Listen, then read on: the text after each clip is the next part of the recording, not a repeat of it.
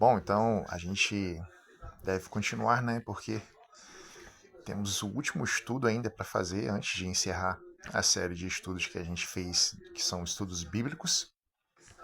E então eu prefiro me demorar um pouco nesse vídeo aqui para poder explicar para vocês o seguinte.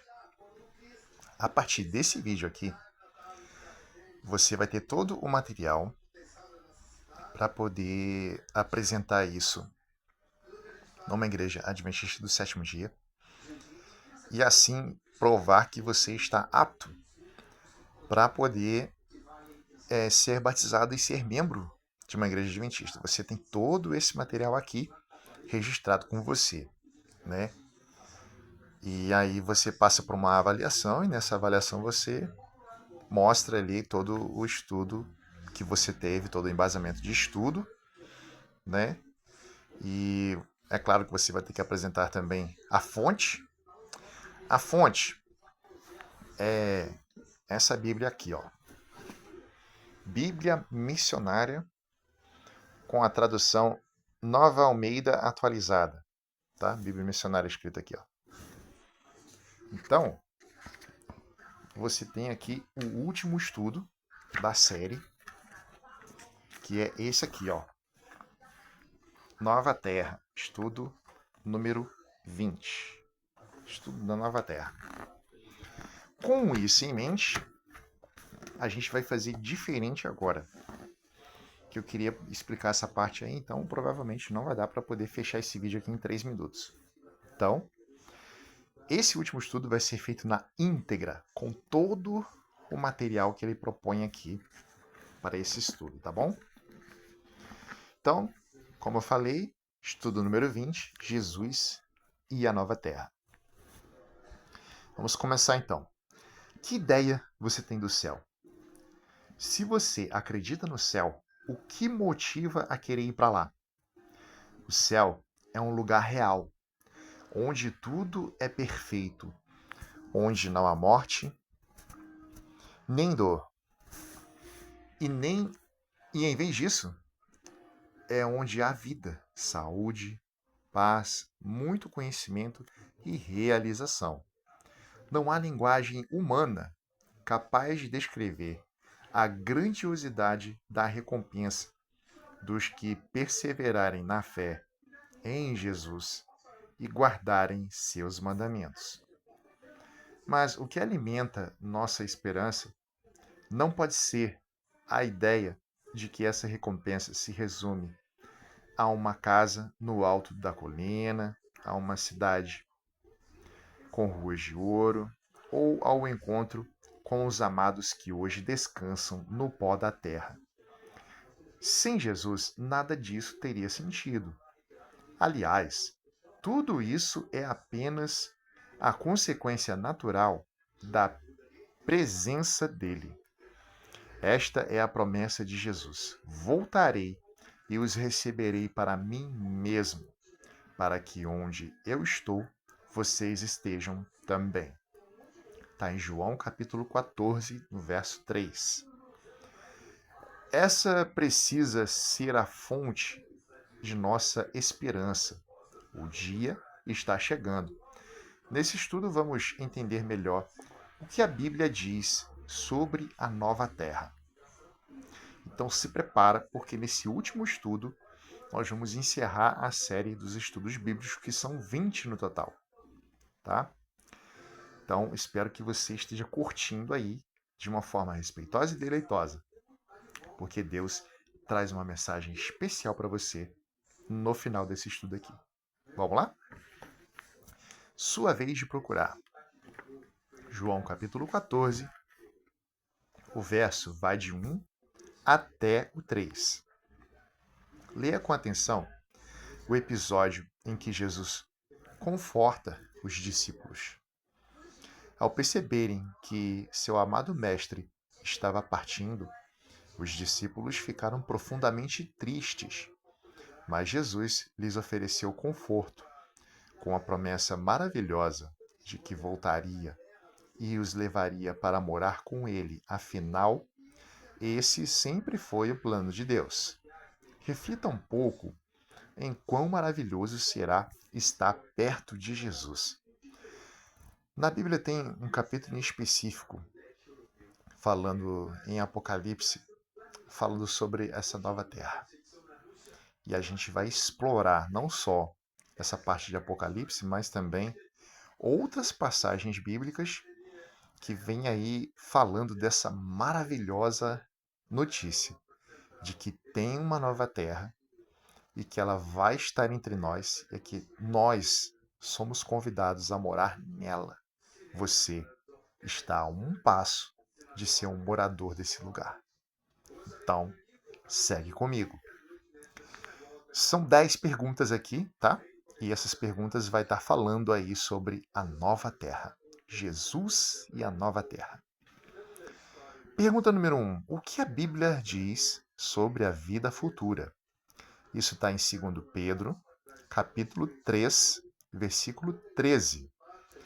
Que haverá um novo céu e uma nova terra, nos quais habita a justiça.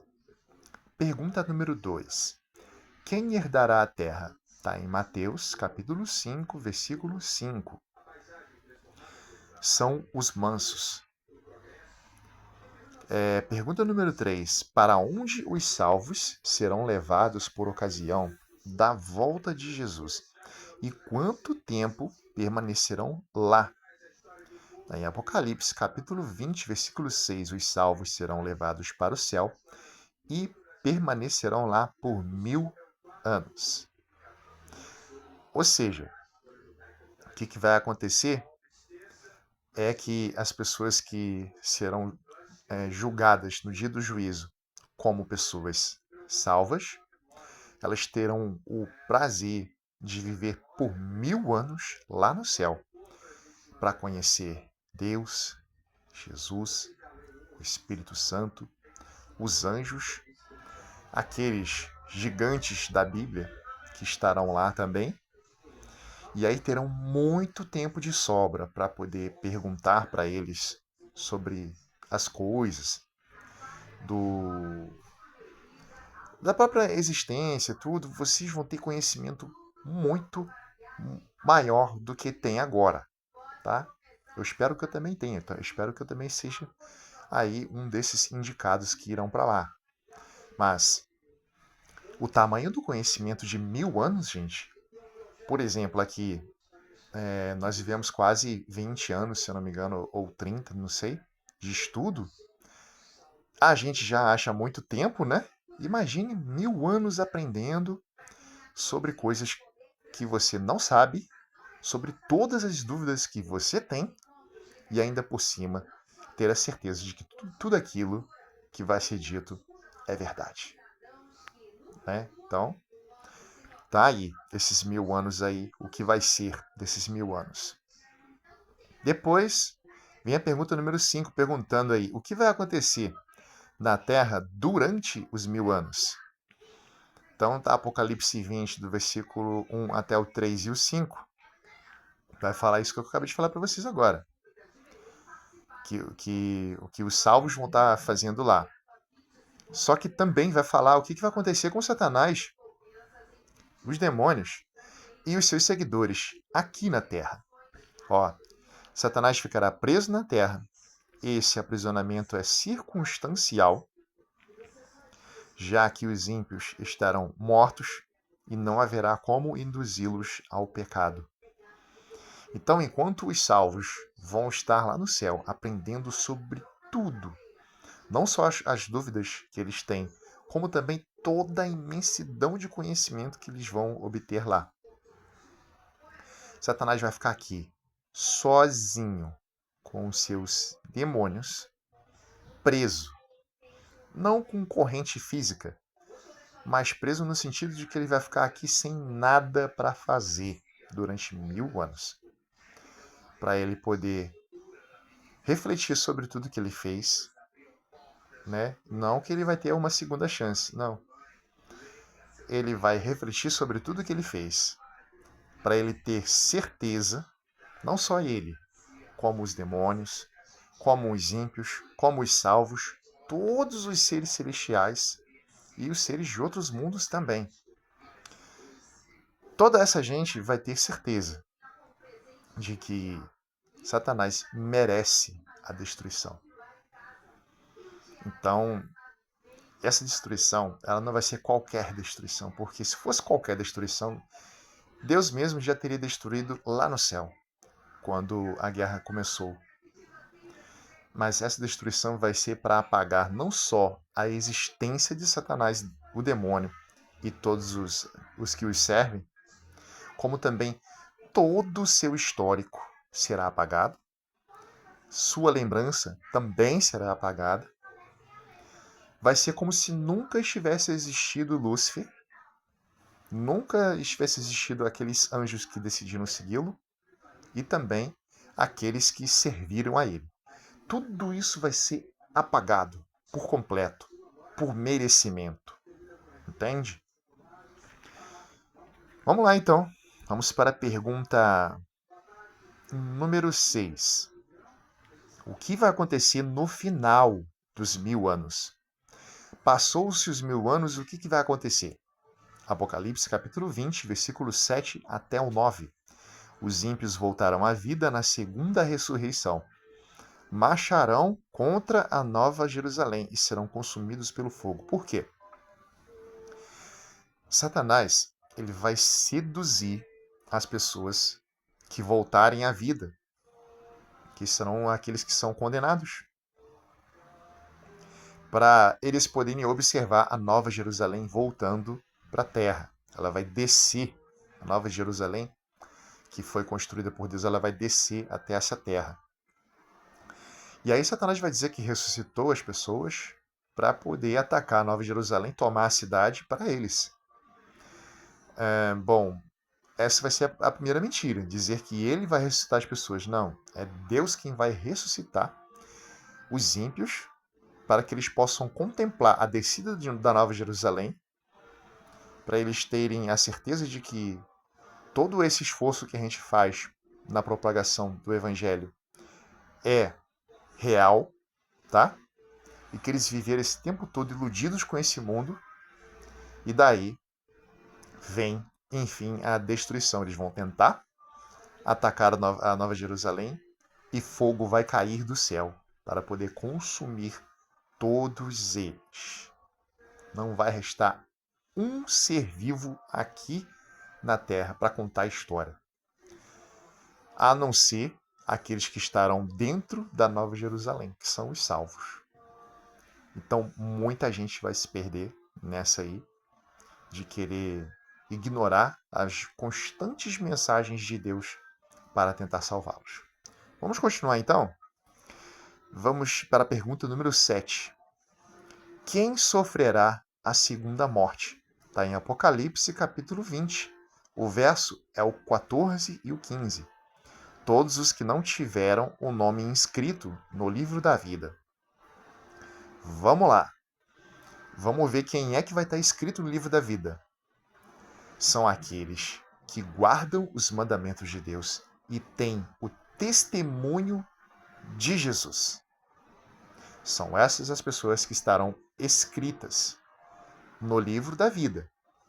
E aquelas que não estão escritas no livro da vida são aquelas que não guardam os mandamentos de Deus e não têm o testemunho de Jesus. Esses certamente não estarão com o nome escrito no livro da vida.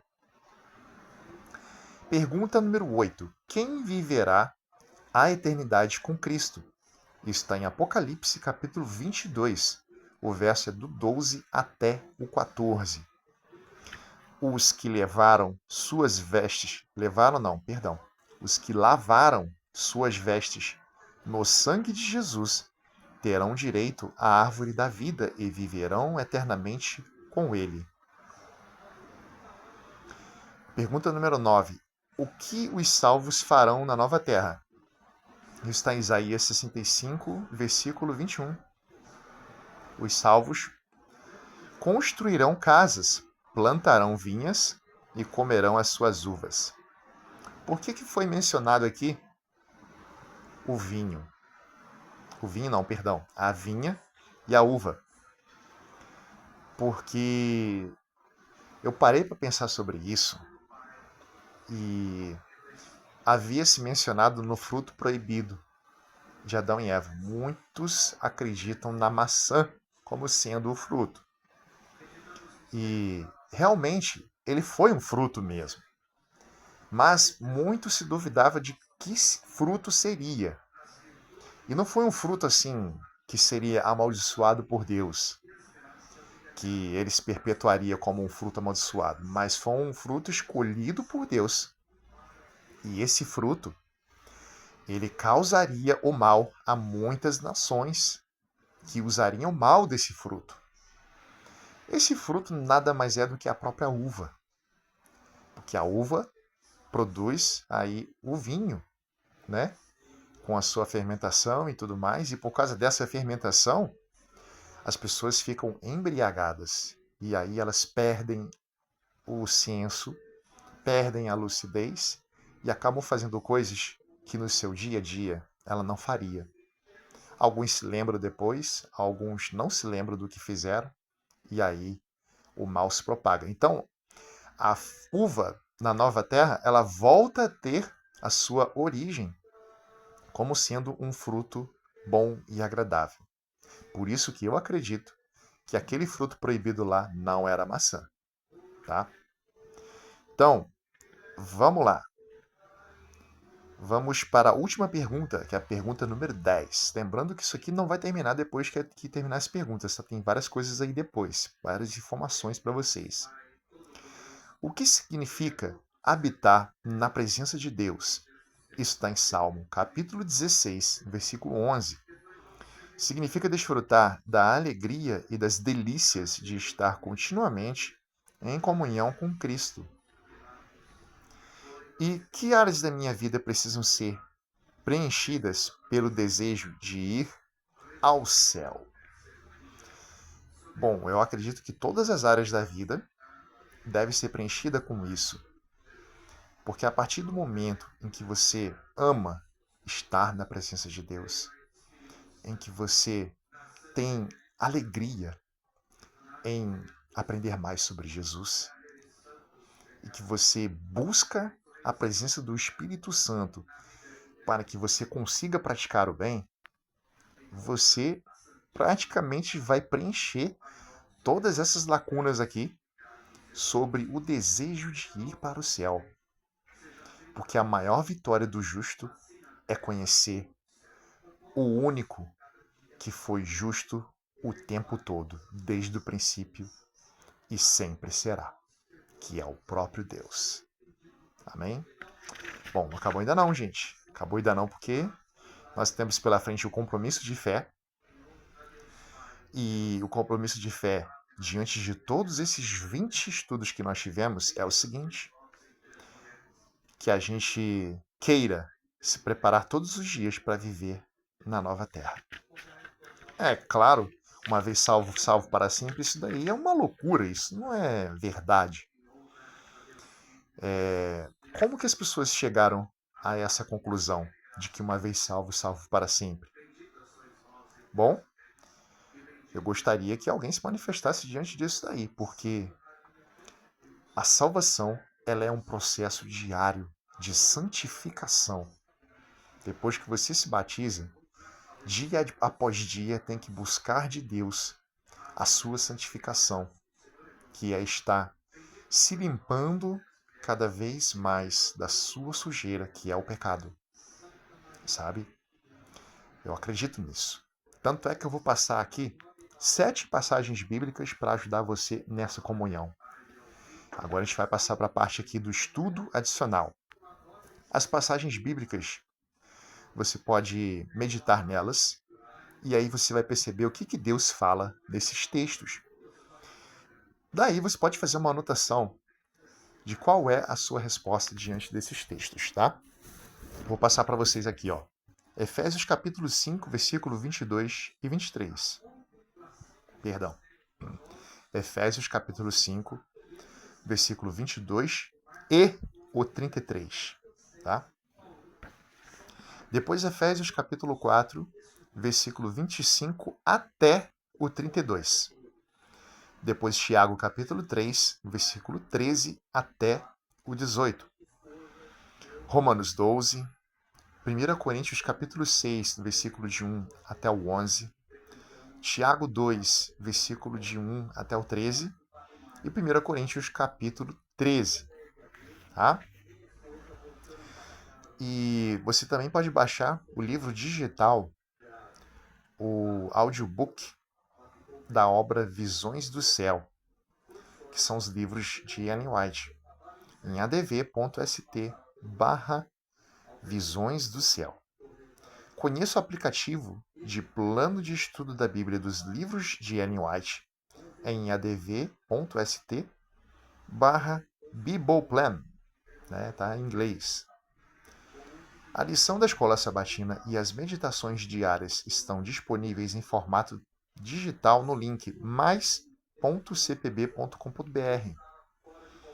E em seu relacionamento com Deus, conheça o curso de liderança para pequenos grupos no site adv.st/líderes pequenos grupos. Evangelize seus amigos por meio de um grupo de pessoas que se conectam toda semana nas unidades de ação da Escola Sabatina e nas casas. Em adv.st/série Pequenos Grupos, você encontra o guia de estudos para pequenos grupos. E agora vamos para a nossa missão. Veja algumas opções de estudos bíblicos para seu desenvolvimento no cumprimento da missão. Você tem o menu de estudos em PDF, que é adv.st/estudos bíblicos. Novo Tempo, que é biblia.com.br. WhatsApp, com adv.st/ensinar a Bíblia. E também o adv.st/curso 8, número 8, tá? Remédios. Você também tem Apocalipse PDF interativo, adv.st/curso interativo -apocalipse. Em oração, peça a Deus que ajude você a estudar a Bíblia com pessoas que precisam conhecer Jesus e se entregar a Ele por meio do batismo. E eu sigo muito feliz porque você chegou até aqui. Você estudou comigo os 20 estudos da Bíblia. Você está apto para poder começar a sua vida como um processo de santificação, para você se preparar a fim de que você possa ser um futuro morador do céu. Esse é o meu desejo para você. Que Deus possa abençoar a mim, abençoar você e a toda a sua família, em nome de Jesus. Amém?